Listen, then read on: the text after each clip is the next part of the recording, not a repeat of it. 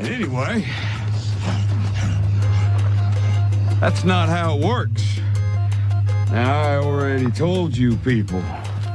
First one's free. Then what I say? I said I will shut that shit down. No exceptions. Now, I don't know what kind of lying assholes you've been dealing with, but I'm a man of my word.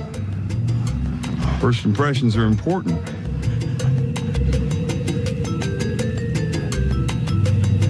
I need you to know me. So, back to it. Wow! Oh my God! Oh my! What the? Josh, that's not right.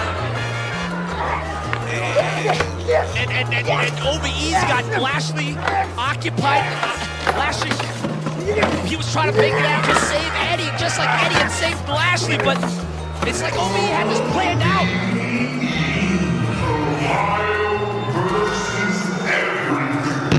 It's time for another wrestling podcast. All right. Welcome to another wrestling podcast. I'm your Mark of Marks, Credo. This is episode 182. And I'm Minority Mike. And I'm everyone's favorite asshole, the social assassin, Angry Cooter, bitches. That's right, guys. We're on that road to WrestleMania. We're on the road to a lot of things pro wrestling today, but if you're tuning in for the first time ever, make sure you head on over to anotherwrestlingpodcast.com. There's a lot of links up there to like us, follow us, subscribe to us, leave us some love. Once again, too, joining us on the show, that's why you're here, is Bad Boy Joey Janela is going to be joining us in a little bit, so stay tuned. A lot of things to talk about with him. Yeah, Bad Boy Joey Janela, man. If you don't know about this guy, listen to this interview. Google him. Watch him on YouTube. He is probably one of the best indie guys, in my opinion. He's very entertaining. You got to check this guy out. Definitely. We're going to be talking with Joey Janela a little bit later on. We're also going to be talking about some predictions for Fastlane happening, and a lot of other miscellaneous stuff. So don't change that channel, right? Guys, we had a crazy weekend, a long weekend. We were off last week, but hey, we were rightfully so with all the craziness going on in our lives. Once again, Lanny Poffo, man, thanks again for coming on out. He got to meet and greet the fans of Northeast Wrestling at WrestleFest 22. We had a little bit of a Q&A, which we're going to put up on our website pretty soon at Darkside Records out in Poughkeepsie. Thanks to Darkside Records for having us.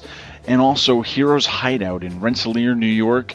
We brought Lanny Poffo to all three of those places, and it was one hell of a weekend, would you say, Cooter? Oh my God. Too bad I couldn't make any of those events. I know everybody really came to see me. So I'd like to apologize to all the AWP fans who came to see the Angry One, but wasn't there. My apologies, bitches. Well, I made it to the one of the events, and I got to say, hanging out with Lenny was just a great experience. That guy is so cool to just sit down and have a conversation with. He loves to sing. He loves to, pick up on the ladies. He's the true ladies man when it comes down to it. Hide your wives. Hide your wives. Hide your girlfriends. Lenny Poffo going to come and read them a poem, or he spits it off the top of the head. He tested me. I was talking to him, and we were talking about how I was an MMA fighter. And he tested me. He wanted to see if I was a real deal. And he made a good point, because there's a lot of people out there that like to talk that game, that they're fighters, and they're really not. So he tested me. I passed the Lenny Poffo test. I got to say, other than that, man, just the guy is a great dude to just talk to, man. He really is very cool. Yeah, I mean, I did get to hang out with him a little bit, had a little breakfast meeting with him. That has got to be one of the funniest conversations I have ever had in my life. That dude has no fear. I love that guy. Definitely. Once again, maybe we'll have him up here at another date, but it's fun to bring in some guys every so often. Try to do something different than most other meet and greets, especially with that Q&A. It was he told us a lot of stuff that we really didn't know, and it's good to hear from the source, kind of thing. So once again, shout out to Northeast Wrestling, Darkside Records, and Heroes Hideout, and especially Lanny Poffo for what an awesome weekend. And guys, I said, we're on that road to WrestleMania. I want to give another shout out to our friends at Mania Crawl. Make sure you head over to maniacrawl.com. They're going to have a pretty awesome crawl, pub crawl, come WrestleMania weekend. You can hop around to each beer sites and just get drunk on your way to WrestleMania. So make sure you head on over to maniacrawl.com. Guys, a lot of stuff happening this week, once again, as always. We're on the road to WrestleMania, Credo, the most taboo phrase. Is anybody else sick of that phrase yet? Because it's killing me. Every year, it's a bumpy road. There's a couple of potholes. It's time to fill those motherfuckers up. Like the county doesn't fill them with anything, so my fucking rim on my tire gets bent every year. What a road. Well, guys, let's just get right into the week that was, shall we? Now, this is a rarity. As you know, if you've been listening to us for a long time, we talk a lot of WWE stuff. We talk the cream of the crop, if you will. But we rarely talk about TNA. We talk about Ring of Honor. We talk about New Japan. Rarely TNA, only because, well, you know the whole TNA story. But, guys, Sami Callihan, former guest of this show, a friend of ours, he's putting TNA on the spot, if you will. And, I don't know. He's I don't know how to put this, Neganized TNA, if you will. The whole baseball incident of 2018, if you will. I've heard it being talked around the locker rooms. There's some locker room talk going on. I heard it talking on the dirt sheets. Guys, did you see this spot with the baseball bat to the head? I don't know. Have you seen it? Have you YouTubed it? We're all marks. Well, we've seen it, guys. Let's talk about this. Somebody posted it and said that Eddie Edwards lost his eye. That's what caught my attention at first. And I tuned in and I watched it. And at first I completely missed it because it happened so quickly. I'm just like, he hit the chair. So what? But then I watched it again and I watched how it just ricocheted off the chair into his face. And I'm just like, holy shit. And then just to see all the backlash that's coming off of it. I mean, this negative has been brought into a positive. I mean, we don't hear anything from Impact Wrestling, and then you bring in a guy like Sami Callihan, who is very, very underrated talent, and he just puts them on the map for once in the longest time. It was just a sickening spot, to be honest with you. No, I don't know. It was crazy, but it's also one of those things to where, if shit happens, right? One of those things happened. Now, he was quoted as saying on another podcast, or a SiriusXM podcast, of saying, quote, "If the fans want to call me unsafe, the boys in the back want to have insults about my work, you know what? You can look at my schedule and you see that I'm the most booked person on the planet. You can come find me and talk to me face to face, because that's how I deal with stuff like a man." He said a little bit here and there. We could probably put up the audio later, but he responded to it, and he responded like the way he should. I mean, it's pro wrestling. Things happen. I'm sure things were worked out backstage, but Cooter, the dude got hit in the face with a baseball bat. I mean, I don't know how you plan this, you don't plan it. I mean, someone's going to get hit somehow with a bat eventually, and I don't know. Things got slipped up, I guess. What do you think? What do you think about Sami Callihan? You know what? There's been a lot of situations, a lot of places that I've been where, sometimes, yes, shit happens. You just have no control over it. And for TNA to say that maybe he should apologize to the fans. Now, I don't know if that was a work or if that's, the real deal. The only person that he really needs to apologize to, or even just have a conversation with, is Eddie Edwards. Nobody else really matters. That's between him and Eddie. You know what I mean? So for anybody else to open their mouth up about it, calling him unsafe, you know what? He's right. Shit happens. This is a fucking physical business. And you know what? If it was too much for you, change your fucking station. The best thing about this too is he's taking the ball and running with this now. Now that injury's out and people are calling him a piece of shit, he made a T-shirt with that picture of Eddie Edwards with the bandage around his face and the blood. It's so awesome. And then Moose, out of all people, tweeted to him, "You're a piece of shit."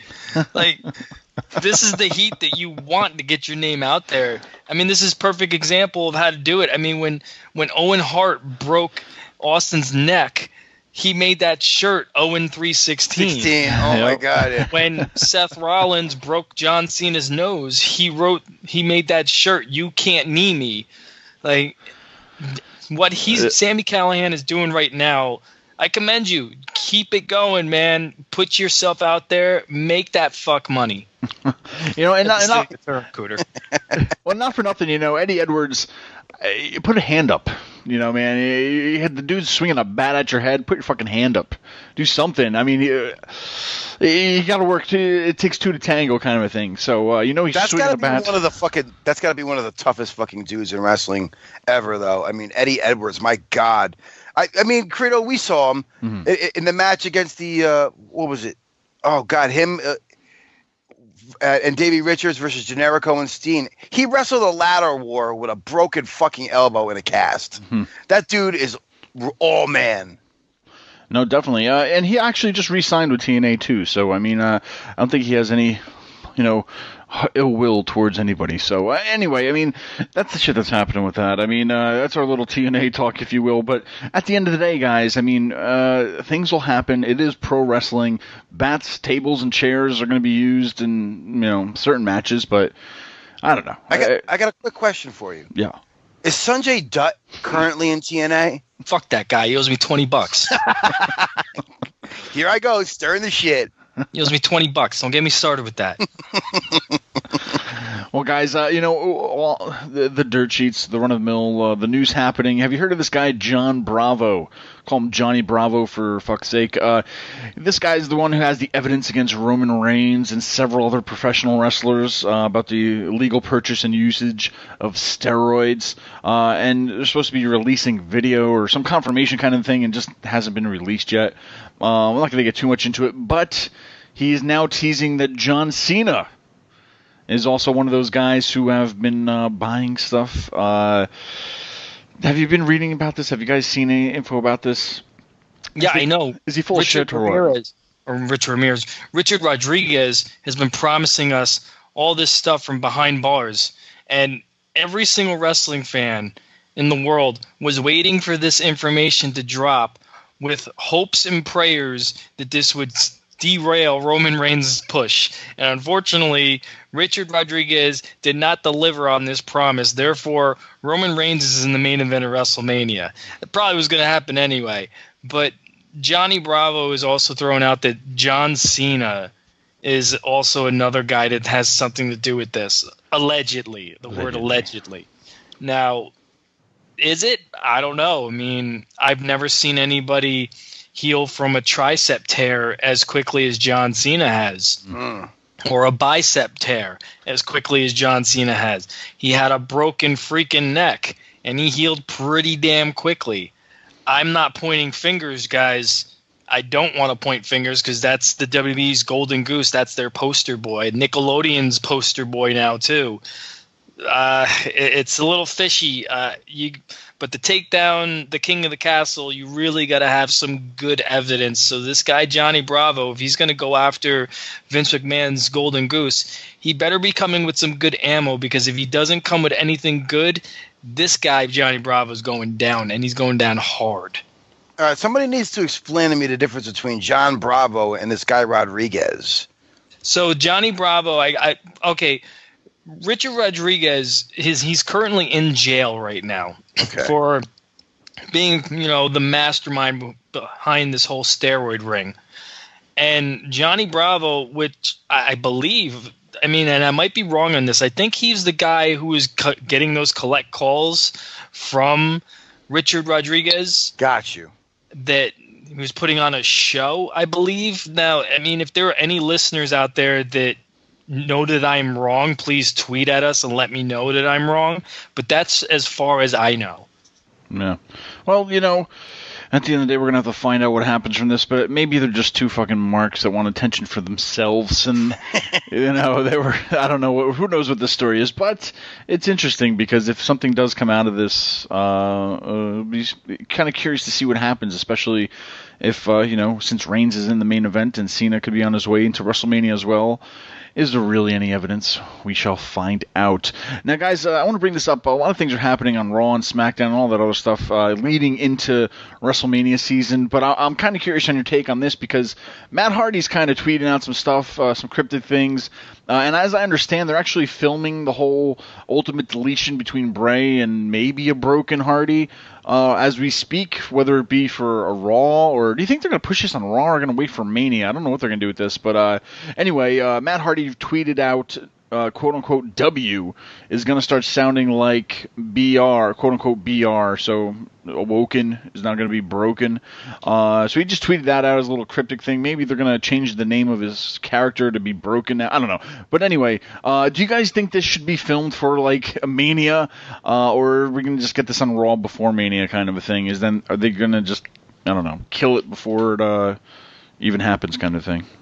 This wouldn't be the first time they've done something like that. I mean, I remember, and I believe it was WrestleMania 9, and I could be wrong, but when Piper faced Goldust in the backlot brawl. WrestleMania 12. I mean, and that was kind of fun to watch, but I mean, it is a different era. I mean, we did see what happened when Orton faced Bray Wyatt in that stupid, whatever the fuck that shitty match was, the House of Horrors. Oh my God! I mean, if they didn't learn from their mistakes, and they do this and they don't do it right, like, you're gonna have how many people booing the shit out of you in fucking New Orleans? This could be great, but this is WWE, so it could also be the biggest pile of shit that you've ever seen come from a Triceratops. I have mixed feelings about this, and one of the cons of this is the fact that this feud has just been lackluster and going on for a while. That, like, I'm trying to get interested in it, and it's just like it's happening again. These guys are going to wrestle again. Do I want to see this at WrestleMania? I don't know. I don't know if I want this to keep going until WrestleMania or just have this done and have it on an episode of Raw. Now, if they're going to do the Hardy compound, that's great. You're going to bring in Senor Benjamin. You have to bring in a Queen Rebecca. You have to bring in the King Maxwell. You know, Vanguard 1 has to be a part of this. And then, you know, Brother Nero has been cleared to action. He has to be a part of this. If you're going to do this, you have to do this correctly.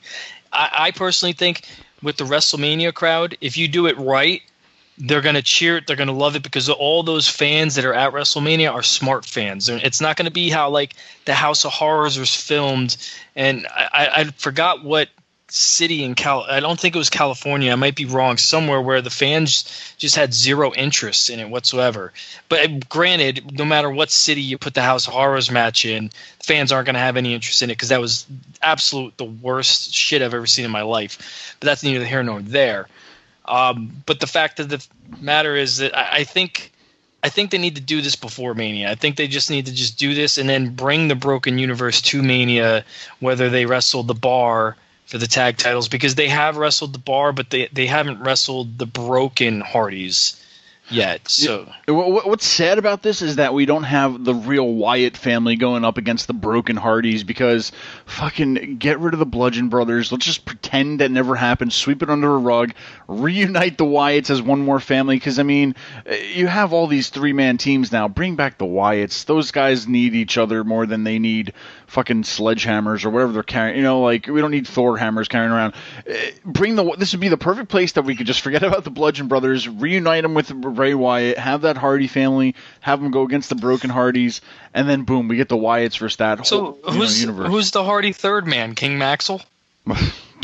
Well, little 2-year-old. Well, I kind of play it like the New Day. You know, I mean, you got three guys always going against two, some kind of a thing, but I don't know. Senor Benjamin's got that taser. I gotta say, man, he does make a valid point with these Bludgeon Brothers. I mean, because it is horrible, and who I really will feel bad for is the Usos, because they've had outstanding matches all year with the likes of the New Day, you know, and other teams as well. And if this is what they're up against for WrestleMania, is the Bludgeon Brothers, you know that match is going to suck ballsack. You know it. Well, here's the thing, too, with the Bludgeon Brothers, I mean, or just with Bray Wyatt, is if you have Bray Wyatt going into the Ultimate Deletion or whatever, and the Hardy compound, you have Brother Nero, Jeff Hardy. Then you have the other little elements of his family and whatnot. But who does Bray Wyatt bring in? Please, I don't want to see this being filmed like a movie to where we get Sister Abigail with Bray and drag helping him sell, or I don't want to get fucking too wacky on it. Just bring in the Wyatt family and just reunite them. If you're gonna make it crazy, fucking bring the Wyatt family back together. That's my whole point. But you know what? What made it so successful when it was in Impact was how wacky and ridiculous it was. That's what made it so successful. I mean, they shot Roman candles at each other, and I hated you for this. You remember? I hated you so much, Mike, because he literally calls me up. He's like, "You gotta watch this." I'm like, "I'm not watching TNA. It's a pile of shit. I'm not doing it." He's like, "No, you don't understand. It's so bad. It's good." Hey, get the fuck out of here. And I didn't just watch the match. I watched the whole build up to it. It was like a half hour's worth of shit. And it's a half hour of my life that I can never get back. But I was still, for some reason, entertained immensely by it. Yeah. And it was the most talked about thing in professional wrestling. I mean, you had guys in the WWE locker room having screenings of this final. It wasn't the final deletion, but it was crazy. Mm-hmm. It really was. And I think if the WWE is going to do it, they have to do it correctly. And if they're going to be wacky with it, then do it correctly. Don't be too wacky where it's cartoonish and just not funny. Yeah. The one final deletion they had was where they had the shot at Triple H. They had Matt and Hurricane with the shovels, and they're like, "The man of 3 H's will be proud of us." They just beat the shit out of a young talent. Oh my God. Like, just stuff like that, just like these inside jokes and jabs. I think it would be perfect. The other thing that worries me is it is WWE shit, and you know how they tend to fuck up other people's shit? Yeah. Because they already tried to copy it when they did the Wyatt compound, and they had the New Day go over there. Got too cinematic. It was like, yeah, too many camera angles. Yeah, exactly. It's like, how many camera angles did you have over at the Wyatt compound? It needs to be like that one camera shot, where it's like, you're Blair Witching it, just following it through, like, oh, this is happening now, not like cut to camera A, camera B, and it's like, all right, now you guys are producing a movie. Yeah. Abigail doing with that Roman candle. Ooh. But either way, I hope, because I mean, we saw them in Poughkeepsie for the 205 Live tour. They threw them on the 205 Live tour just to sell more tickets, and then they fought against each other at the Raw 25. And it's one of those things that's just never ending right now, to where it's one of those best of 7 series, I guess they're going through with this. But I don't know. I'm kind of hoping this is for Mania. I hope they're filming it for Mania, just to add to Mania. I mean, honestly, it would be cool to see them in a match at Mania. Unfortunately, the Hardys debuted last year back in WWE. I got it. They're gonna play that in the arena so they can change the color of the ropes for the Cruiserweight Championship match. The dude had to buy some time. I'm a fucking genius, boys. It's got to start at the Hardy compound and end at New Orleans and WrestleMania. But anyway, I mean, that's still the road to WrestleMania. Now, as they kind of have a road to WrestleMania, there still are no plans for others on their way to WrestleMania. Now, so far, they're kind of just throwing matches together as we go. We still kind of have that question mark of AJ Styles versus Shinsuke. We'll see what happens after this weekend. But now we're going to get Kurt and Ronda versus Triple H and Stephanie. We're also now getting The Miz versus Seth Rollins versus Finn Balor. That's set in stone. But guys, over on SmackDown, for a guy like Kevin Owens, who has been almost, every champion there is to know in the WWE, doesn't really have a clear path, and neither does Sami Zayn. This is rumors. This is one of those grain of salts thing, the dirt sheets kind of thing. But people bring it up, so let's just talk about it. They're rumored to be thrown into the Andre the Giant Memorial Battle Royal. This isn't set in stone, but guys, where the fuck did you hear this? The dirt sheets. Let me explain something to you. That's all I got. They have been the focal point of the main event of SmackDown with Shane McMahon and Daniel Bryan. There has to be a payoff, because this Sunday is not going to be the payoff. So this is going to lead to something else. There's no way you're going to take those two talents and put them in a battle royal. Let me ask you a question. Where do you put them on the card then? I don't know. But again, I'm sure just as much as you don't know, creative doesn't know either. Listen, you're trying to step on my dick right now, and you're I'm not stepping on your dick. I don't want to even come near the thing. What is the point of them being in this massive storyline for months? How many pay-per-views has this gone through with no payoff? There has to be a payoff somewhere. Because it's not just going to be like, okay, it just disappears. It's the worst decision to put them in the Battle Royal simply because, like Cooter said, they have been the vocal spots of... Right, now you're going to ride my coattails after you broke my ball. Well, listen, you just get angry for no reason and just start snapping before I could even get it out there. But I asked you, where do you put them? Because I wanted to know, where would you put them? Because just like you, I don't know where the fuck they're going to go either. I have no idea. But the point I want to make is that I've actually enjoyed that because it's one of the few times where I can sit down and watch a show, because typically we watch matches and we're like, oh, this is what's going to happen. And we pretty much call it before it happens. In this case, I have been guessing, and I enjoy, oh my God, maybe I'm not such a fucking smart mark. And maybe there is something around the corner that's going to be good. So that's why I've been enjoying it.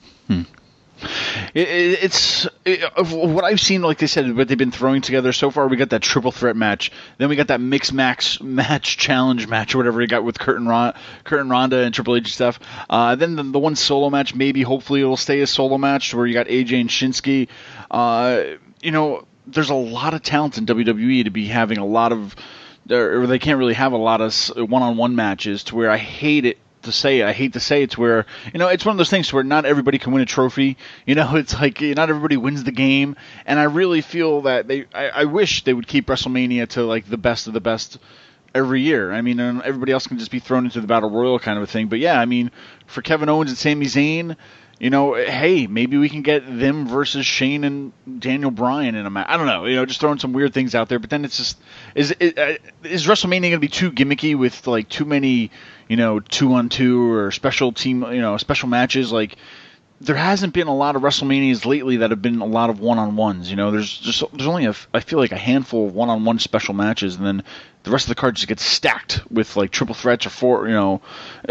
Speaking of the main event this weekend, we'll talk about that, to where they just kept adding and adding and adding guys to this main event. But I don't know. I fucking love that. For Owens and Zayn though, I mean, I don't know. Could this be one of those fight forever match? They finally get their match at WrestleMania against each other, maybe. I don't know, but they got to be in the card somewhere. And what makes this, you make an interesting point with them, being that there's just so much talent and there's been so many tag matches and pairing people up. You've got such a deep roster. You have your own network. I mean, it's bad enough that WrestleMania is already fucking a shift at work at 8 hours. You're getting to a point, honestly, and maybe this is something that they should think about. Maybe it's too long for one day. What if you did 4 or 5 hours on the Sunday, and then maybe 4 or 5 hours on a Saturday? Maybe that weekend can be extended Thursday, Friday, Saturday, Sunday, and not just Friday, Saturday, Sunday. Just a thought. I'm just saying, because I mean, there could be WrestleMania, I don't know what you would call it, but WrestleMania is so big, maybe it could just take up the whole weekend as WrestleMania, not all the other stuff that's surrounding it, being the NXT pay-per-view and the Hall of Fame. Because you're right, there needs to be more one-on-one matches. It is too gimmicky. No, yeah. Oh, well, like you said, fans will be so burned out by that. But we are getting a little bit ahead of ourselves. But I just wanted to throw that out there because things come together for some people, and others it's just well, you got only a few weeks to book a match, so let's do it. Now something kind of happened too, where a new NXT title, guys. We had a good old debate about the UK title. Well, now, spoiler alert if you haven't watched it, but there's going to be a new NXT North American Championship, which will debut at TakeOver New Orleans. NXT General Manager William Regal announced that the inaugural NXT North American Champion will be decided in a 6-man ladder match featuring Adam Cole, the Velveteen Dream, Killian Dane, Lars Sullivan, and new NXT signees Ricochet and EC3. Now, I know what I'm probably going to get about this, but guys, the North American Championship, I have so many things where to start, where to begin, but it's like they're creating a title that's basically a U.S. Championship title for NXT, yet we still don't really have a home for the UK Championship and so on. But what do you guys think about this? Is it going to be good for NXT, or should they have, I don't know, done something else with maybe a different name or a TV title, a network title, just throwing that out there? A North American Championship. Guys, is that needed in NXT right now? Yes, we've needed a secondary title because of the abundance of talent on the roster. And does it really matter what the fuck it's called at this point? I mean, there's just so many goddamn titles. They should all have different names. The fucking Tug Ya Pekka title. That's what you should call it, Credo, because every time you fucking piss and moan about the name of a title, I just ignore you, throw something else more interesting on, and maybe Tug My Pekka. Well, I don't know. I'm happy that it's a title that's for a North American company, where maybe North American people can only hold. Oh, shut the fuck up! UK Championship. God. But in all seriousness, though, honestly, the UK is Triple H really just holding out for a UK show, or I mean, don't you think out of any title they would have probably merged, or maybe they're still going to merge it with somebody, or maybe put it onto the main roster, but. That UK title, man, it's sitting on that shelf, and they've only had 2 champions, and I have no idea. But anyway, the new North American title, Mike. What do you think about this coming to NXT? When you first hear it and you hear North American title, it sounds kind of funny. But then when you really take a step back and you hear the term Intercontinental title, and you take away all that prestige that's behind that title, and you just hear the name, that name sounds kind of funny too. I'm willing. I mean, you got great participants for this match. So, oh my God. So obviously, they're really just going to add prestige to this title right away. I'm going to see where this is going to go. I mean, we've all discussed it that there needs to be a secondary title, like an Intercontinental title to NXT. Now we're getting it. So I can't wait to see what this title looks like. I hope it doesn't look as bad as the Universal title did when the fans booed it. You got to give these fans a really beautiful title. I mean, that'd be cool if they went with the white leather like they did with the IC title, or did something, anything but purple or red. Well, the one thing that bothers me, but I mean, okay, you blatantly have a United States Championship, U.S. title, whatever you want to call it, in the main roster, but now you're calling this the North American Championship. Is it like it's the same fucking thing? They're just calling it something. I mean, does that like, you know what I mean? I feel like it's the same title. It's like having an Intercontinental Champion on NXT, but we're calling him the IC champ. You know, it's like you're calling him the IC Champion on NXT, but calling him the Intercontinental Champion on Raw. You know what I mean? It's like the same title, but they're calling it like, I don't know. Does that mean, you know what I mean? It's like it sounds weird. It's like, you know, developmental North America. When you come to the big leagues, it's the U.S. I know. It just doesn't. I mean, I get what you're saying, but at the end of the day, and that's been like reps. I don't know. That title. Hopefully, that title. The man who holds that title makes that title, not the title making the man. There you go. Well, we'll see what happens with that. I mean, you know, but definitely out of all the guys in that match, as awesome as Ricochet is, as cool as, you know, to see EC3 back in the WWE, I think this championship has to go to like a Velveteen Dream or an Adam Cole, just some guy who is actually, well, I mean, Adam Cole's kind of like the new kid around town, but I wouldn't give it to somebody's like debut match or something, or, you know, leading into it. I don't know. It's one of those things to where if you get a championship, at least give it to somebody who's actually been pulling that wagon a little bit for the past few months or a year or so. But you know what drives me nuts about this match? I mean, I don't want to complain about anything, but missing in action from that match, there is no Roddy Strong. I mean, I know he's in the Dusty Rhodes Tag Team Classic. I know he's in the running for the Cruiserweight title, but I don't think he's getting to the finals. Where is he on any card for NXT or Mania or anything? Well, Cooter, I don't want to spit out any spoilers to you, so we're just gonna leave you with that train of thought. All right, give me the spoilers, Mike. Come on. Well, I don't want the fans who are listening, they'll Like probably fucking get pissed off. AWP, they spoiled it. All right. So fucking this is text something me, that we'll bitch. talk. This is something we'll talk off air about. All right. All right, guys. Well, a lot of things are happening. We're talking about it. Thanks for tuning in. AnotherWrestlingPodcast.com. But joining us right now on his way to his own Spring Break 2, we got the Bad Boy Joey Janela joining us right now.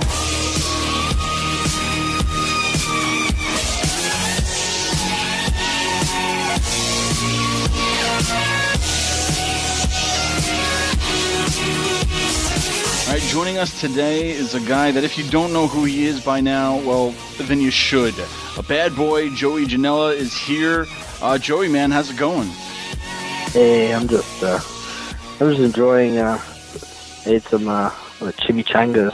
I got a little food baby in my stomach. I'm laying here. I feel like I'm gonna pass away. Within this podcast. So, if you don't hear from me, if you don't hear from me a couple minutes, I just probably died. There you go.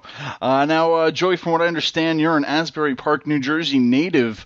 And from what I hear, you never got that traditional training, or I also read that you blindly lied kind of your way into the business at the age of 15. How did you get into this crazy world of professional wrestling? Well, I was a backyard wrestler, and I kind of knew this guy who was a local independent wrestler, and we knew who he was from local shows. And one day we seen him at the movie theater, and we were like, "Hey, come backyard with us." And this guy, we thought his gimmick was that he was a bad wrestler. Apparently not. That was real life, because he would go for springboards and stuff and fall on his face, and we thought that was just the act. So to us, this guy was like, "Wow, this guy's the best." And then we seen him at the movie theater, like, "Wow, it's really him." And basically he came to the backyard with us, and he had into the wrestling business, and I asked him how I got in, how to get in the business, and he basically said, "Come and set up a couple rings, and we'll get you right in there." Nice. Now, how long did you do like the backyard wrestling, I guess, before you went to maybe an indie promotion, if you will? Probably like, probably like 4 or 5 years. Nice. And now, were you still at that point, kind of, if you will, self-trained, or did you kind of just get, kind of train in the ring as you go kind of thing? Yeah, just train as you go. I just wanted to get in a wrestling ring, that was like my goal. And just basically lied to promoters, told them I was trained somewhere, and, some of them bought it and would go and, put on absolute shit shows. But till basically, just learn the ropes and learn as I go until I got a little bit of formal training through some places and seminars and camps and stuff, and that's how things came together. No, for sure. I was watching this little mini documentary that our buddy on the show sent us, Mike Cologne.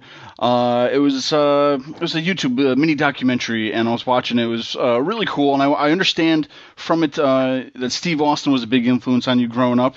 I believe pretty much for most of us he was in a way. But maybe what was the reason? Did you really just get behind Stone Cold?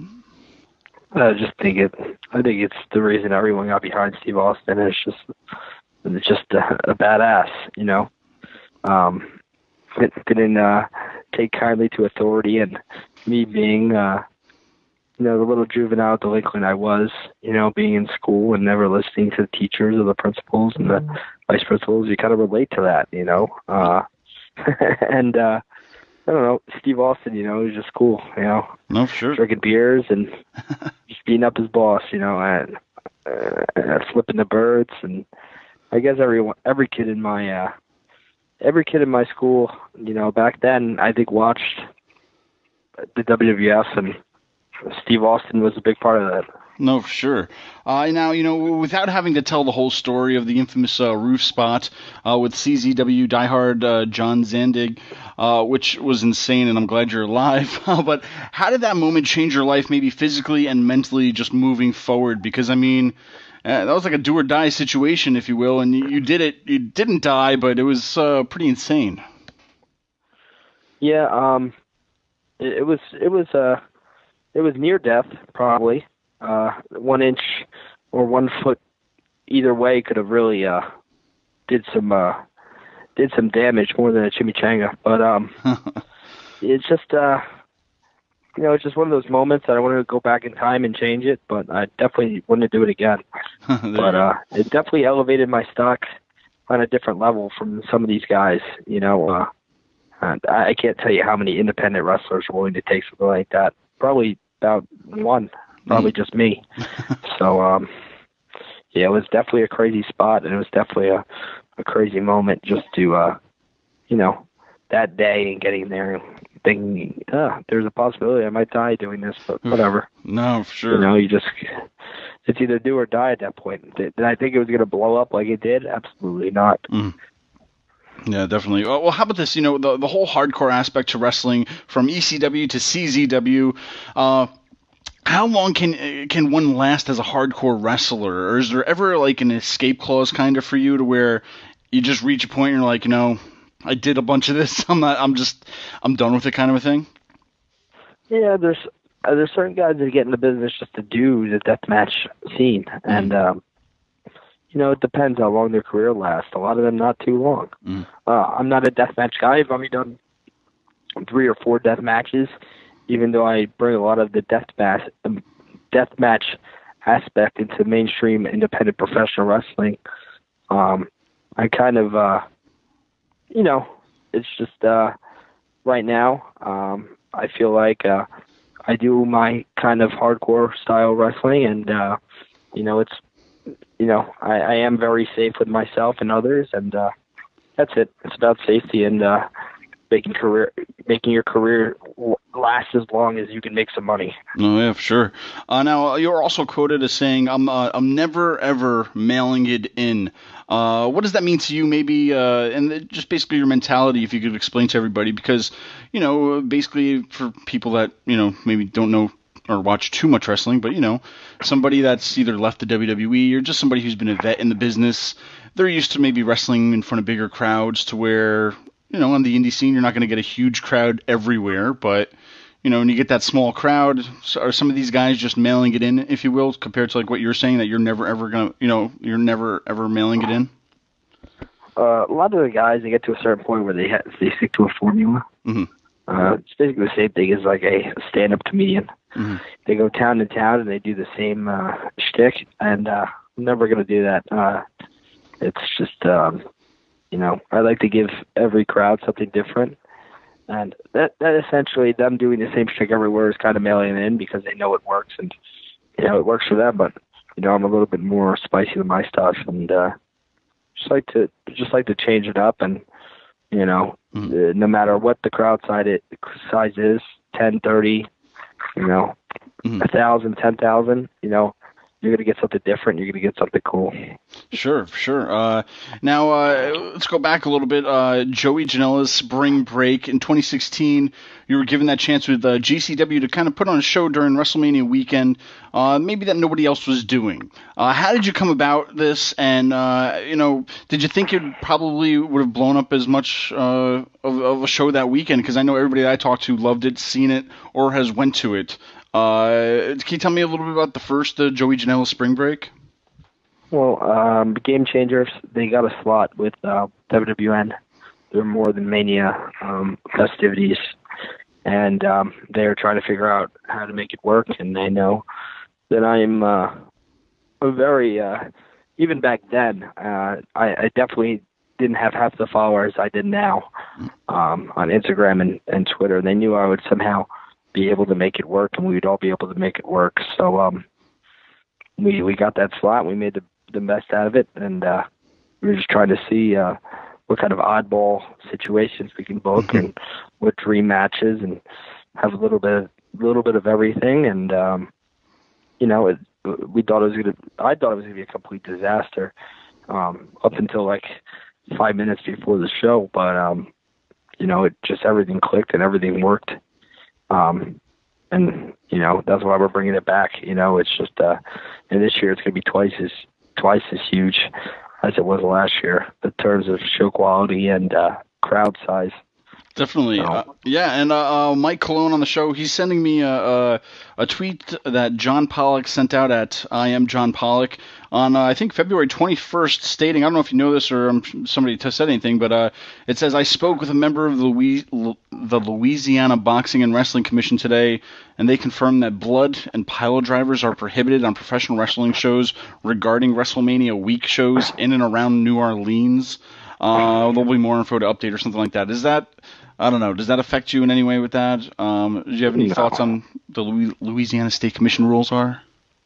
No, and not every wrestling match, every wrestling show needs blood to be good. And if you're not calling a move pile driver, then is it a pile driver? That's good. It. That's you know, you could say, like, I could bust out a package pile driver, and they could be like, oh yeah, that was just a power bomb. You know, they don't know the difference.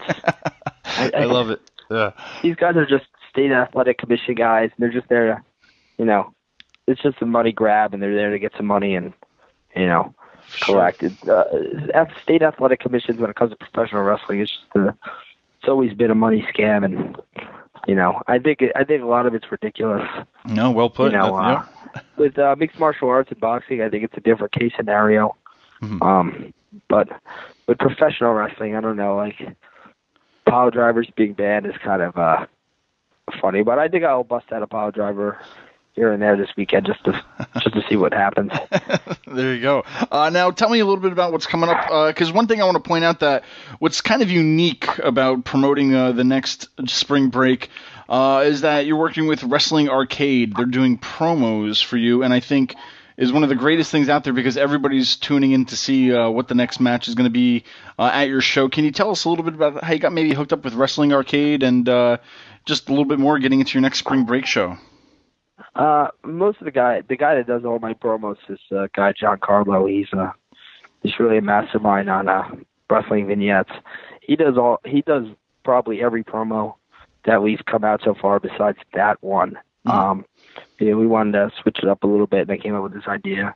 The Wrestling Arcade guy, I like his work, and he likes mine, and we teamed up for an ad in Fighting Spirit magazine in England. He featured me in his graphic design service ad, so I figured I'd give him a shout to try to do something different from one of the trailers, and Game Changer got together, and we got together the funds to provide to him, and it came out, blew everyone away. Nice. And, yeah, it's just, it definitely was something different. And, you know, took a month. You thought it would take a week, and he was stressed out beyond belief, but he got it done, and everything worked out. And now his inbox is blowing up, and that's all I wanted for the guy. No, yeah, you know? It's just like it's so how he did it. I mean, it's so to the like just like you're playing an old school game or whatever. So I mean, hats off to him. For everybody listening to that, check out Wrestling Arcade on Twitter.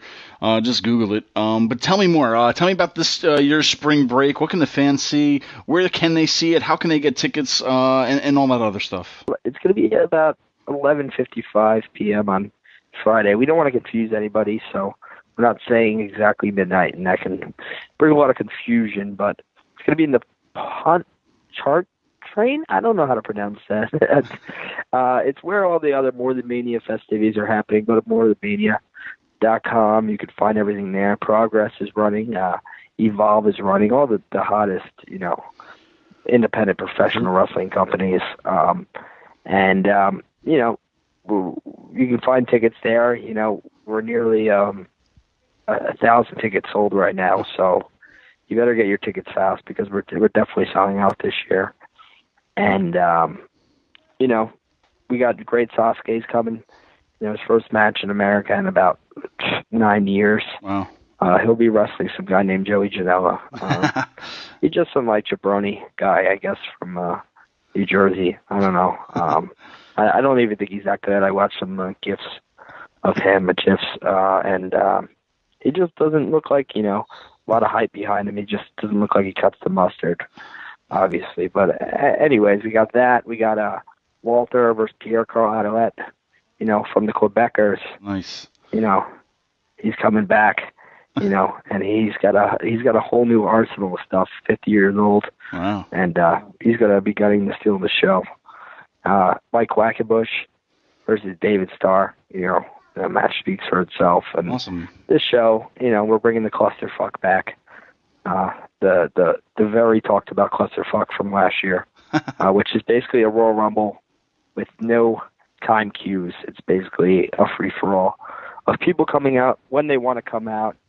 And that's why it's a clusterfuck, because it probably doesn't make any sense. And, we have about 3 or 4 more matches to be announced. The clusterfuck this year will probably be, besides a few people, pretty much a surprise for the most part. So it'll be Mystery Vortex style, the gathering to make it more interesting for that night. And you can also watch us on iPay-per-view live stream at WWN Live. It's their new service. I don't know what it's called. I really don't have a sheet of paper with all this information, as I should. Basically promoting the show, so I should be a good promoter and have all this information, but I can't even announce the venue correctly. No, it's a tough one, Joey. I think don't worry, everybody listening too. We're going to put the links up for everybody can buy it, but just so they hear it, it's a tough name to say. Nobody, I don't think we can't even say it. So we'll put the links so everybody can. Don't got a French Louisiana name. That's it. Well, Joey, man, I wish I could talk to you all night. Great hearing from you. I wish you nothing but the best this year. I can't wait for spring break too. And thanks for coming by, man. We really appreciate it. And where can fans follow you on social media? Janela Baby on Twitter, like Janela, my last name, and the little baby, little infant baby, not B-A-B-E, like the clothing line from the late 90s. But yeah, find me on Twitter, Instagram, the Bad Boy Joey Janela, and don't add me on Facebook. I don't want to talk to you, so please, I got too many Facebook friends. Facebook is getting annoying. I got a lot of people trying to slip in my inbox and ask me questions. So don't do that. There you go. The Bad Boy Joey Janela. Thank you so much for joining us today. Hey, thanks, bud. Appreciate it.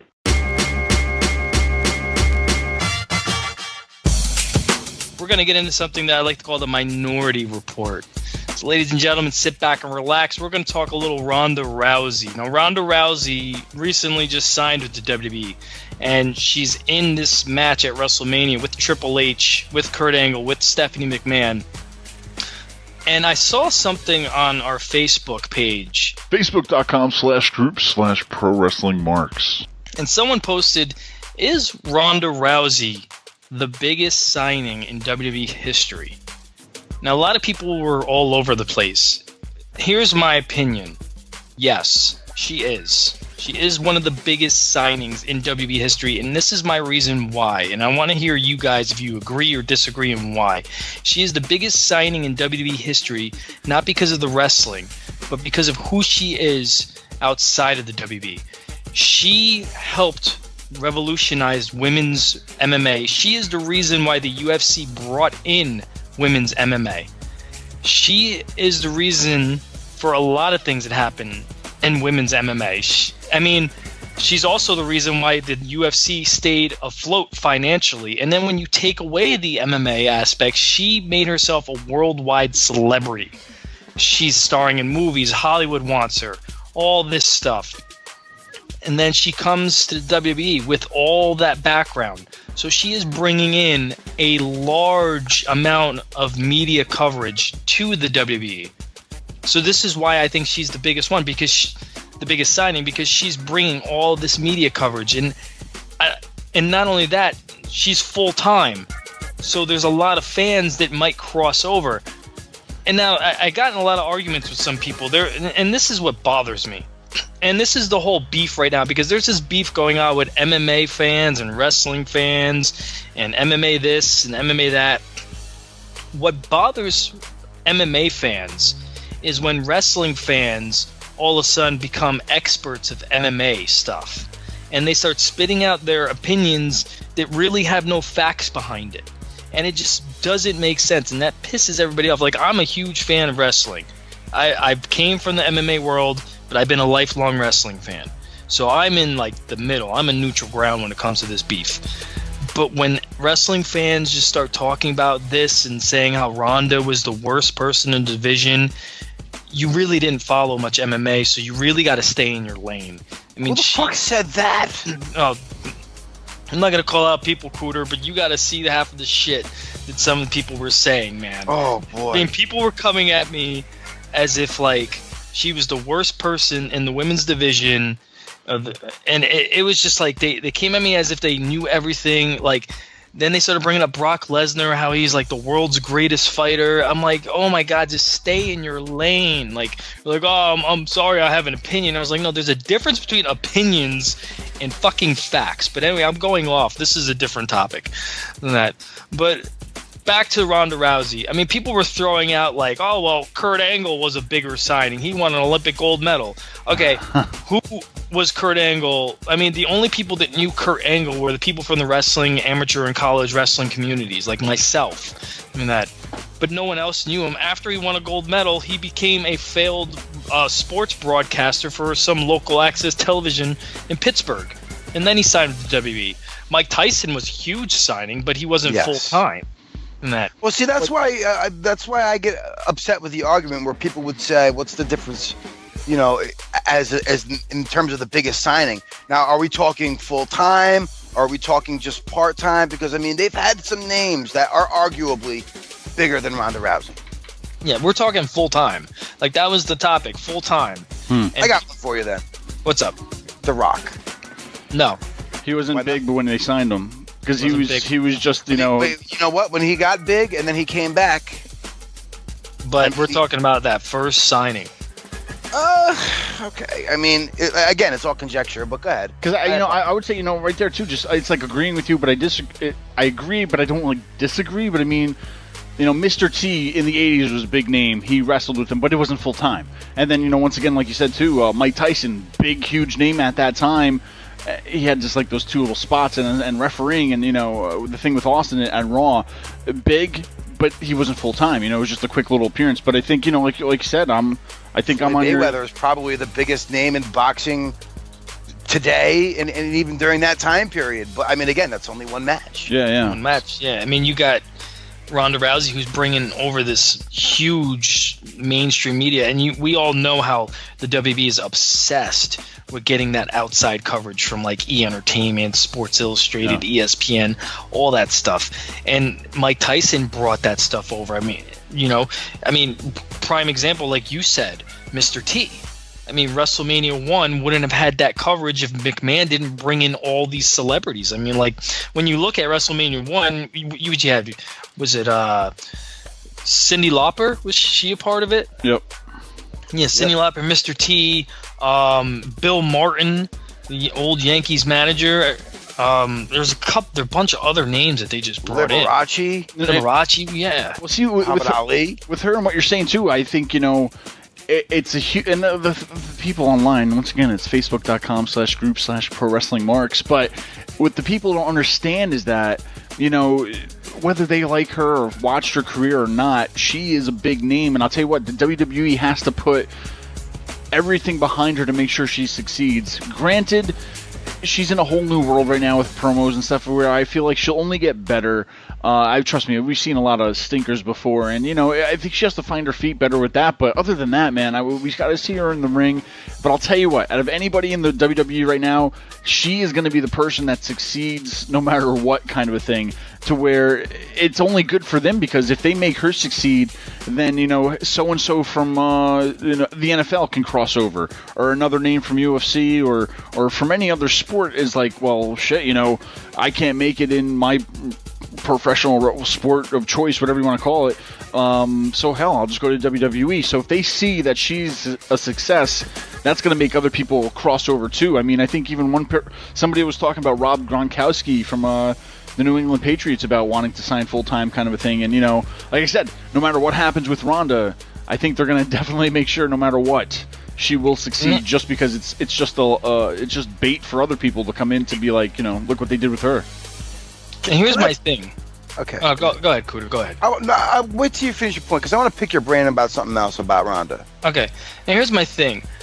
I'm not a Ronda Rousey fan. I'm really not. And this is what got me. Like, someone tried to say I have a personal investment with Ronda Rousey. I don't.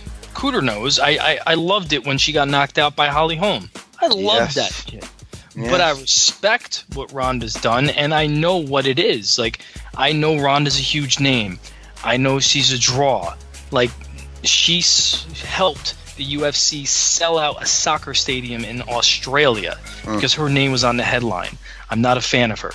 She went to Brazil, and she fought a Brazilian in her backyard, in her hometown in Brazil, and the Brazilian fans were cheering Ronda over the hometown girl in Brazil, and Brazilian fans are the most loyal fans, but they cheered Ronda over her.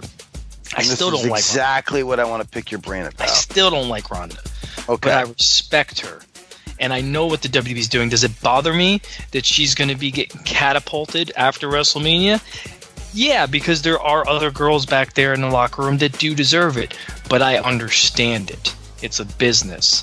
They're going to make a shitload of money having Ronda in the spotlight. And they are going to capitalize on this. And you want to know something too? They are in the middle of negotiations with Fox. A name like Ronda Rousey helps the ball in the WWE's keep the ball in the WWE's court with these negotiations with Fox or USA. Like, they are in high demand right now. And the UFC has nobody, because right now the UFC is currently in negotiations with Fox to keep their TV rights there. But they have no name power. You can't be we got Connor, who hasn't fought in over Connor hasn't fought over here. I think the only Mojo real Rawley, big, maybe. They got a guy, Colby Covington, who's starting to come out of his shell and be that next Conor McGregor, but he's not there yet.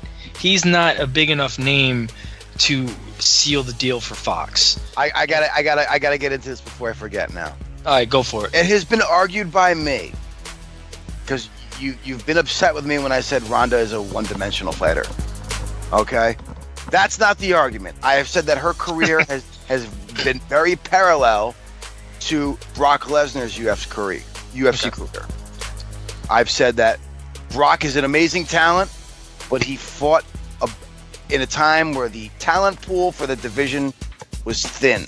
He was a big fish in a small pond. Correct. Yes. Now, I almost feel, not to take anything away from her, because she's an incredible athlete, a good fighter, one-dimensional good fighter, but still a pioneer. I can't take her accolades away. But outside of a Miesha Tate or a Holly Holm, she did fight a bunch of scrubs throughout her career. Well, she fought Kat Zingano.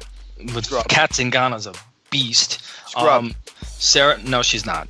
Come on. She's not. She's definitely not a scrub. Sarah She got knocked out in what? Less than 10 seconds, was it? But besides Ronda Rousey, she wiped out that division. That's why she got the title fight. And she's knocked out Miesha Tate. Sarah McMahon, who is an Olympic medalist in wrestling, I agree with what you're saying, but you got to remember there's other women in that division that aren't getting the credit that they actually deserve. Oh, I agree with you, but I'm saying the talent pool is not what you now, or it's probably better now than it was then. A lot better, because what happened is Ronda got in that limelight of Hollywood and all that stuff, and while she's over making movies and multitasking with a UFC career in one hand and a Hollywood career in the other hand, you have all these women that are just 24/7 in the gym, training, evolving, getting ready. Now Ronda's on another level, but these other girls are coming to that level. And then you got Amanda Nunes who surpassed that level. Oh my God, yes. Beat the shit out of Ronda. When your fight does not can't even last an Instagram video, like put it away.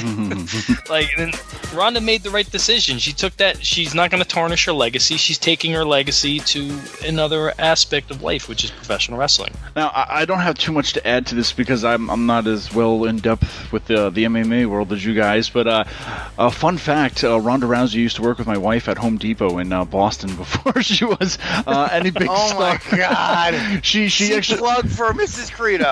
She actually used her ID to go out drinking, and that's all I have to say about Ronda Rousey. But that's a fun thing.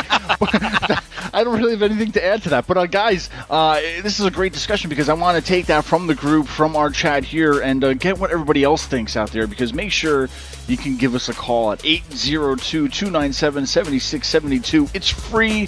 We're not charging it. It's like you call it up and leave a voicemail under like 2 or 3 minutes. Don't fucking talk forever. 802-AWP-7672. Tell us what you think. If you don't want to call, you're too afraid, just tweet us at A Wrestling POD. Facebook us at Another Wrestling Podcast. Let us know. Leave the messages. We'll read them on next week's show. Best calls will be played. I think, we got to hear from the fans out there and see what they say. Is Ronda Rousey the biggest WWE signing ever? And I have to say something. If someone calls and says like Hulk Hogan or anybody, like give me somebody who had a huge career outside of professional wrestling that got signed. Brutus the fucking Barber Beefcake, bro. He was on an episode of Baywatch. Like, come on, guys. Let's be realistic here. Like, somebody don't throw out Chris Jericho. He was in WCW. What was he doing before WCW? Nothing. Come on, give me some names, people, of somebody who's bigger than Ronda Rousey. There you go. So it has to be somebody who was huge that came to WWE after they got big. No Thunder Lips either from Rocky 3. And I'm talking about let's hope. full time. I'm not talking about one-offs. There you go. Can you prove this man wrong, ladies and gentlemen? Give us a call, leave us a message, and challenge Mike and his Minority Report. All right, guys. It's the last pay-per-view to WrestleMania. Guys, we're in the Fastlane and we're heading on in. Believe it or not, after Fastlane, news broke by Kayfabe News is that the pre-show actually starts WrestleMania after this Sunday. So get going because it's going to be a fucking 12-hour fucking event or whatever it's going to be. But anyway, Fastlane is this weekend. A lot of different matches. There's one match we're just going to beat the shit out of in a little bit. That's the main event. But let's get right into the bottom to the top because we got to set some more WrestleMania matches after this weekend. Why does and I'm sorry to cut you off, but why does the WWE, they always have to name their pay-per-views after like something that's to do with a car? I don't get it. All right, go on. Anyway. Great Balls of Fire wasn't exactly named after a car. Oh, but look at the promos with like the race car and. Well, fair enough. Okay. Well, it's Fastlane, baby, and after this weekend, we're going to find out some more WrestleMania matches that are cemented, but. Start from the bottom, work our way to the top. Becky Lynch. That's how Daddy likes it. Becky Lynch and Naomi versus Natalya and Carmella. I guess they just really have nothing else to do. What is this setup? This sets up nothing. I have no idea what this is setting up. Maybe I have no idea what this could even set up. But anyway, guys, Becky Lynch, Naomi versus Natalya, Carmella. This is a match, and it's happening. Is it on the main show or the pre-show? There isn't that many matches. I would assume though the main show, but you never know. It's only 5 matches. I'm sure they might fill us in with some last minute stuff, but these guarantee are the ones... we're gonna get like a Fashion Files like 20-minute freaking pro segment. That'd be great. But the women coming out of this I don't know. Is this doesn't even set up another number one contender kind of thing? It's just I'll tell you what it's setting up. It's setting up a women's Andre the Giant Battle Royal. I told you. The Fabulous Moolah Memorial Battle Royals. Yeah. Well, there is no interest, as you see, folks. This is just a match happening. Moving along. There's no disrespect to the women. It's just that they haven't really given me anything to invest into this match. There you go. Exactly. It's Mania season, so we don't know. But the man who won the Royal Rumble, Shinsuke Nakamura, win, lose, or draw this weekend, he is still headed to WrestleMania. But this weekend, he's going to be fighting Rusev. So we got Nakamura Day versus Rusev Day. Guys, who's taking the W on this one? This was like the greatest promo ever by Nakamura, where he said that he's going to be celebrating Nakamura Day. And then he sang it. Nakamura Day. I was fucking dying.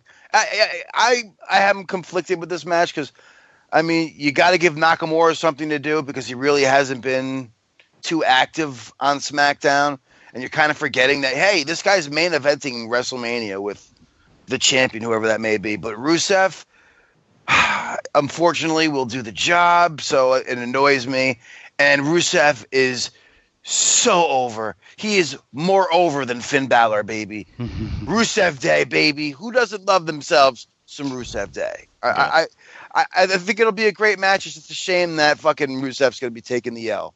Now, here's my thing with that match. Like, you got, and Rusev is over. Like, I'm not going to deny that. But what sucks is you got a guy like Rusev who is over and who's hot right now, and you're going to put him up against Nakamura, who the fans love. And it's just like, we all know what's going to happen.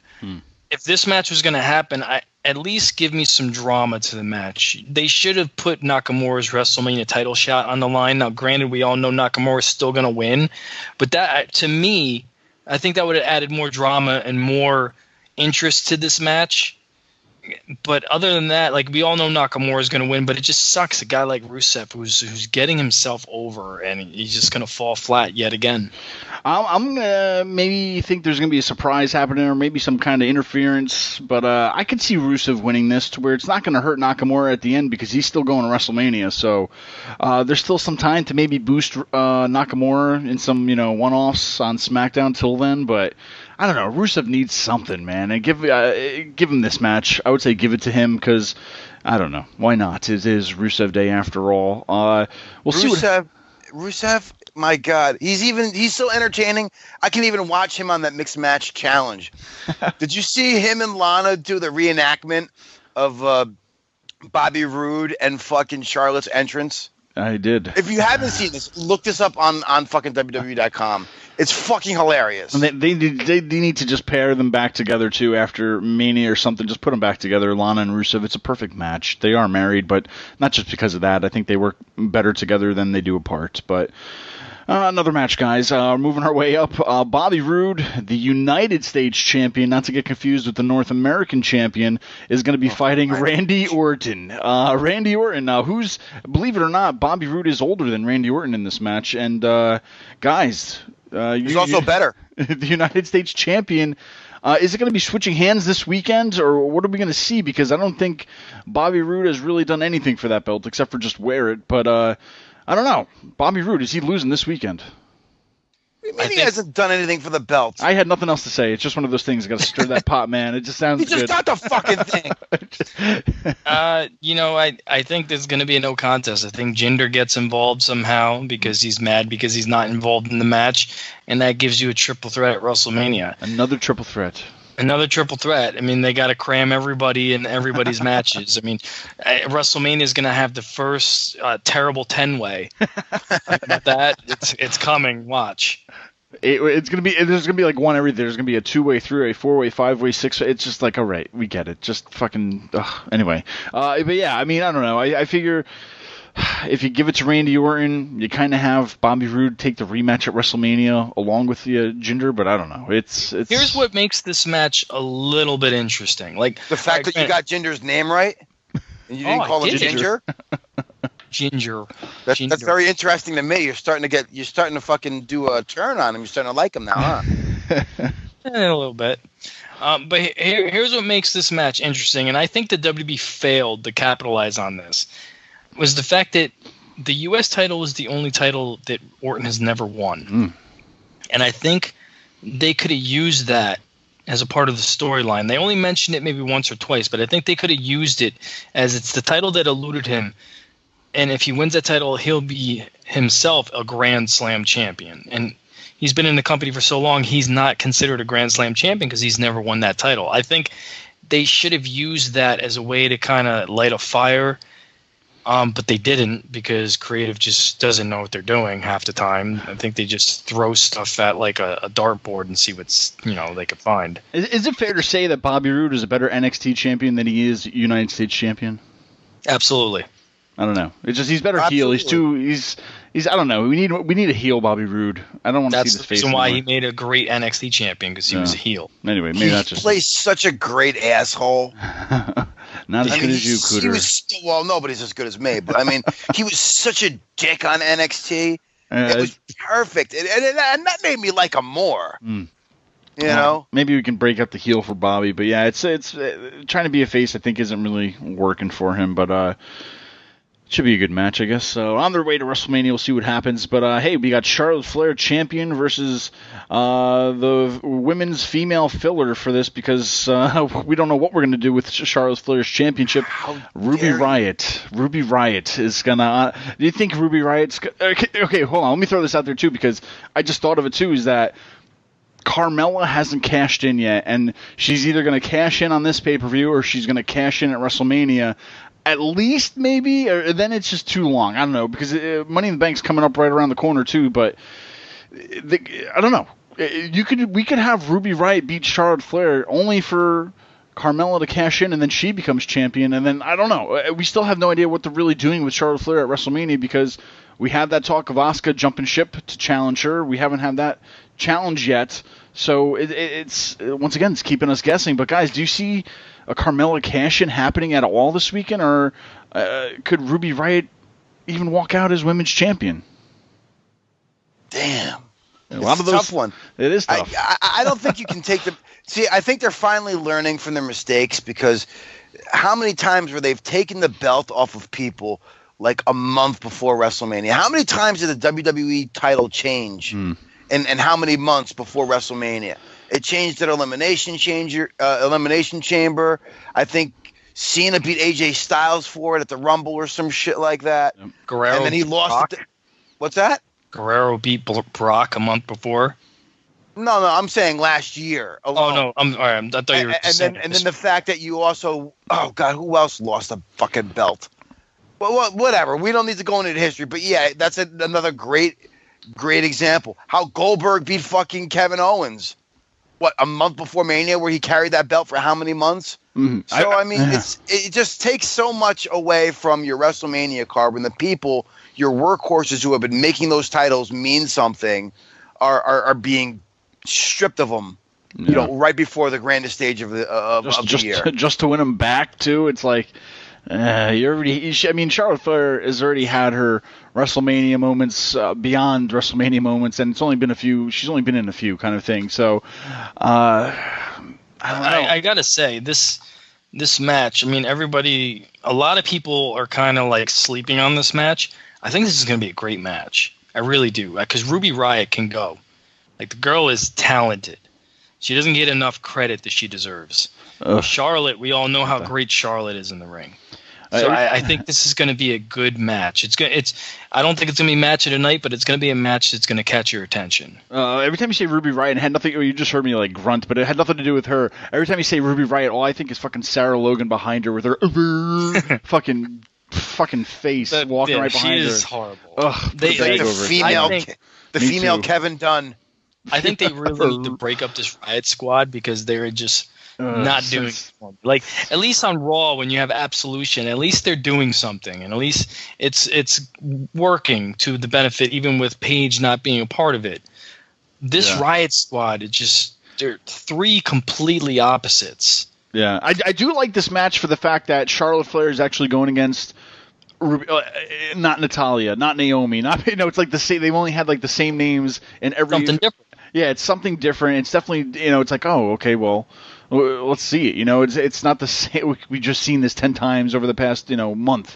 So it's good for that fact that it's a different, and that's what I think they brought them up in that 3, just to give them, a new faces for her to fight. But I don't know, man. I'm still thinking about that cash in because, I like Carmella. Not too many people like Carmella, but if she cashed in, I think that, I don't know what you do with the Women's Championship at WrestleMania for SmackDown to where it's one of those options. It's A, Asuka comes over and challenges Charlotte. Boom, WrestleMania match. B, Charlotte Flair goes against like 4 or 5 other girls for the match because they even had like a remember it was almost like a battle royal once for the Women's Championship. So there's so many options right now. But even if you strip Charlotte Flair of it. Or, I think, honestly, Carmella, the best place to cash in would be Mania because if whomever Charlotte faces, if she loses, boom, it would be just another WrestleMania moment for Carmella to cash in.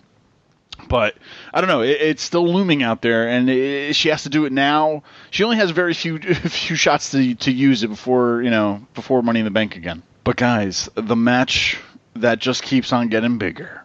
They just kept adding names and names to this match. AJ Styles, the WWE champion, versus Kevin Owens versus Baron Corbin versus John Cena, who could just wrestle wherever the fuck he wants, versus Sami Zayn, and then versus Dolph Ziggler.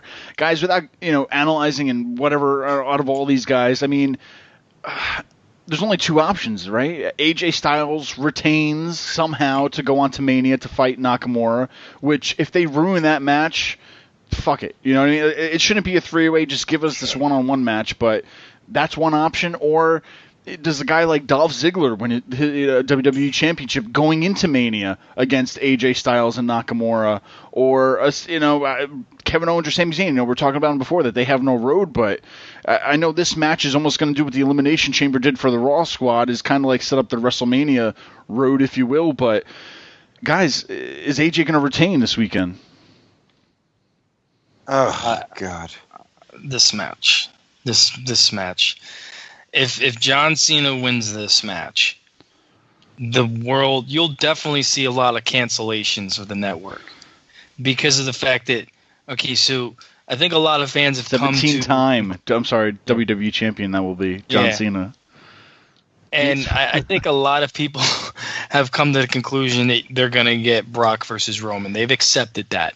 And the reason why they accepted that, because on the other end, they're going to get AJ Styles versus Nakamura, and that's what's kind of benefiting. And that's like, okay, whatever. You can have that, Vince. Let us have AJ versus Nakamura. Now, if you throw John Cena in there to ruin that match, that dream match that every fan wants to see on North America soil, the internet is going to explode like you've never seen before. I will put money on that. Can I ask you a question, Mike? What's up? When they had the Intercontinental title over in Japan, yes, do you think they can put on, at this stage in Nakamura's career, who, let's be honest, has been subpar on that roster in ring-wise, even in NXT, if you ask me. He had his debut was his best. Do you think they could put on that same caliber of a match? Yes, and the reason why, if the WWE lets them go.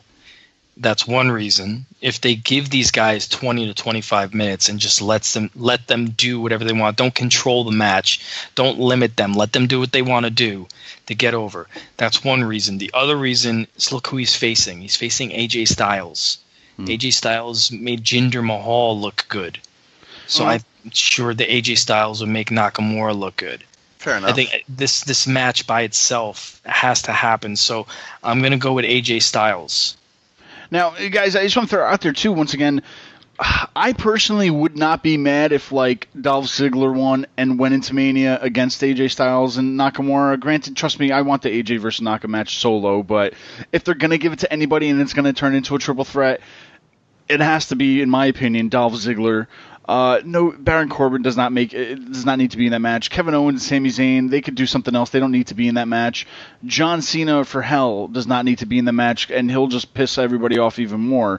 But out of anybody, I would love personally just to see, just for what he's done. I mean, this guy has his tenure put in to where give Dolph Ziggler the WWE Championship, let him go into Mania as champion. And then hell, I don't care. Give it back to AJ or give it to Nakamura at WrestleMania. But would Dolph Ziggler ruin that match? Or I mean, he's a hell of a worker. I mean, he's only gonna make that match even better. But is it too much for you then? Just another triple threat match, you know? I think just because the fans are looking forward to this one-on-one match, that I think you could throw anybody in there, and the fans are gonna complain. And they're going to be mad because, like I said, they've accepted the fact that we're getting Brock versus Roman on one side. So they're accepting it because they're going to get AJ. Well, as of right now, they're getting AJ versus Nakamura on the other side. All right. It's interesting because, I mean, I think if it was any other pay-per-view besides WrestleMania, you could add any single one of these guys from this, what is this, a fatal six-way, whatever the fuck, and I wouldn't mind. I wouldn't mind John Cena versus AJ Styles versus Nakamura. That's a dream match. But I mean, you're right. It's WrestleMania.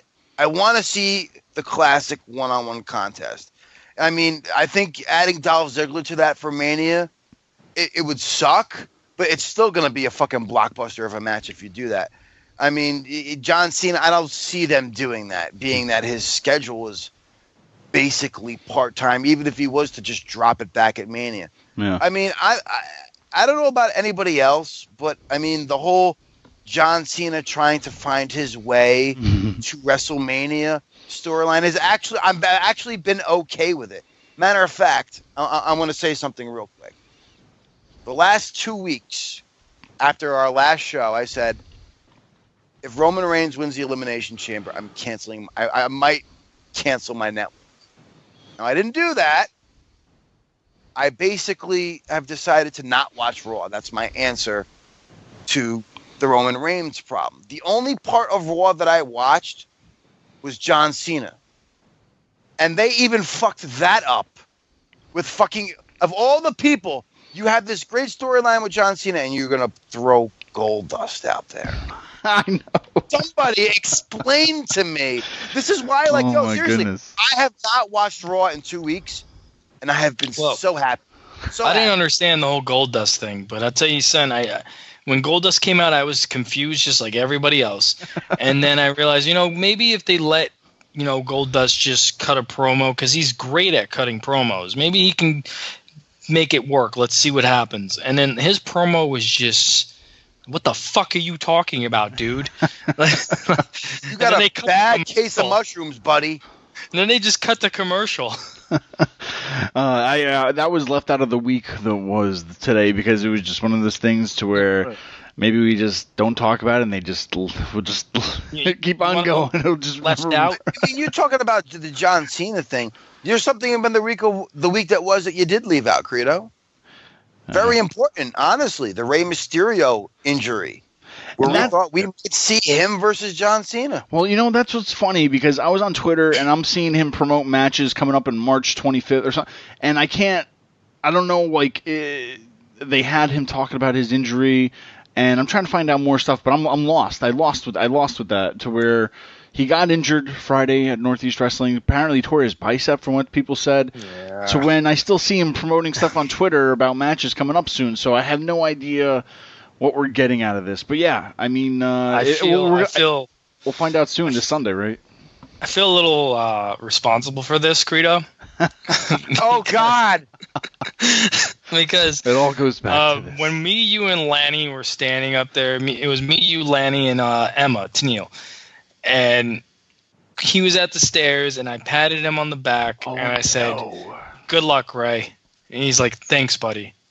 You patted him on the pipes? Did you put him on the arm? And that's when I left with Emma, because I escorted her out. The touch of death. And then the next day, the news broke, and I'm just like, oh, no. I was the last person to pat him on his back before he went out to the ring. Booyaka, good job, booyaka. Mike has killed WrestleMania. I just destroyed John Cena versus Rey Mysterio. Well, that's what's going to, after this weekend, after that matchup, if John Cena loses, we're either going to get a gong or a booyaka booyaka 619, and we'll find out what John Cena's road is, unless they come up with another road for him after all this, since Mike had to change the script on him. But guys, thank me or hate me. Tweet at me at minority_Mike. I'm very happy with you this week, though, by the way. Oh, yeah, so far so good. No, I mean in terms listen, everybody is making fun of me because I'm loving the mixed match challenge, and it's not just because of Mike Colon strolling. His comments last week, Rito, were brutal. I just want to reinstate though, if you're just listening, if you watch the mixed match challenge on Facebook, if you go in the comments section, if you're friends with any of us or if you're friends with anybody, it'll say, hey, so-and-so is online, and they're commenting about the show. You can see what your friends are commenting on and take it away. So what kind of things did you see, Credo? Let's get into this. What kind of things did you see? Things that I can't say out of my PG mouth. There was just bright, colorful comments from Mike Colon. You beat me to it because I'm literally typing it in my phone. Credo hates Japs. I just see Mike Colon, and it's right there saying Credo hates Japs. Motherfucker!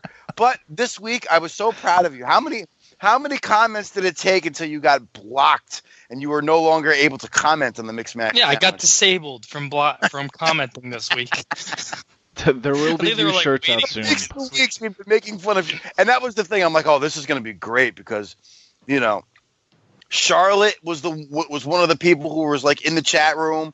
Lana, Rusev, and I think Bobby Roode was in there. I'm like, oh, God, Mike Colon in a chat room with Charlotte. What kind of comments are we going to get out of him this week? And within 1 or 2 comments, he's disabled. I'm like, damn, you were just getting warmed up, bro. Wouldn't let me comment at all.